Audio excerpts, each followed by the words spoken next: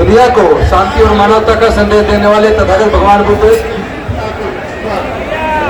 Doctor Baba Saheb Ambedkar ji और तमाम बहुजन समाज के महापुरुषों के चरणों में कोटि कोटि नमन करते हुए आदरणीय वामन मेश्राम जी और तमाम देश के कोने कोने से आए हुए डॉक्टर बाबा साहेब अम्बेडकर जी के क्रांतिकारी सिपाहियों को क्रांतिकारी जयपुर नमन उठाए।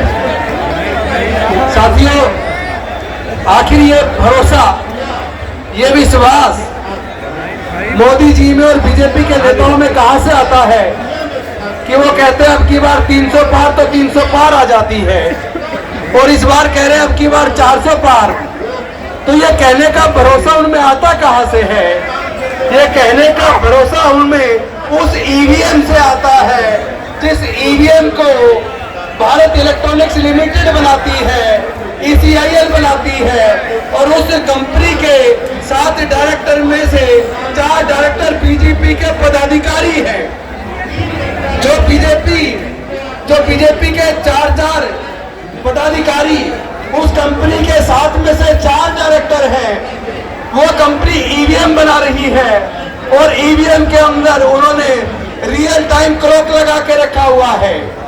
और ये जो 4 टेक्निकल एक्सपर्ट कमेटी के सदस्य हैं, जो IIT के प्रोफेसर हैं, वो लोग जो इस सॉफ्टवेयर को बनाते हैं, जो माइक्रो कंट्रोलर चिप जिसके अंदर ये सॉफ्टवेयर की सारी सिस्टम लगाया जाता है, उसी के अंदर प्रोग्रामिंग करते वक्त ये प्रोग्राम फिक्स कर लिया जाता है कि फलानी तारीख को फला टाइम से फला टाइम के बीच जितनी भी वोट पड़ेंगी उसका 60% वोट वो बीजेपी को चला जाएगा।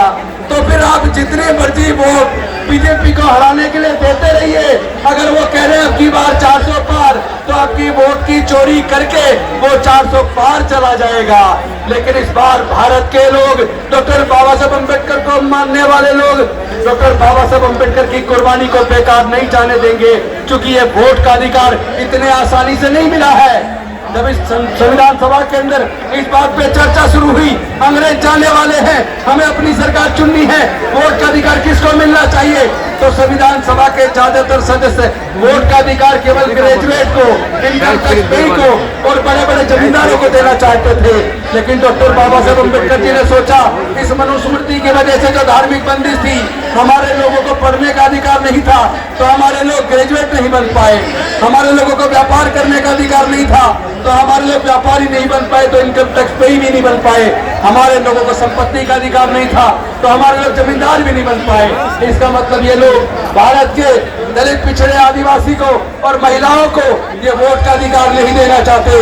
लेकिन डॉक्टर बाबा साहेब अम्बेडकर संविधान सभा के सामने अड़ गए और इस बात को उन्होंने पूरे संविधान सभा को मानने के लिए मजबूर कर दिया कि भारत में रहने वाले सभी लोगों को, अमीर हो या गरीब हो, स्त्री हो या पुरुष हो, पढ़ा लिखा हो या अनपढ़ हो, सबको एक वोट का अधिकार मिलेगा।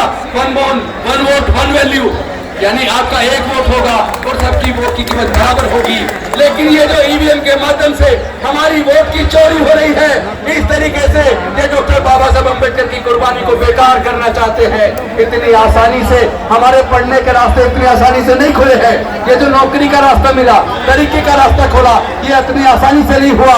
इसको दिलाने के लिए डॉक्टर बाबा साहब अम्बेडकर जी ने अपने 5 में से 4 बच्चे गंवा दिए, अपनी जवान पत्नी माता रमाबाई को गंवा दिया।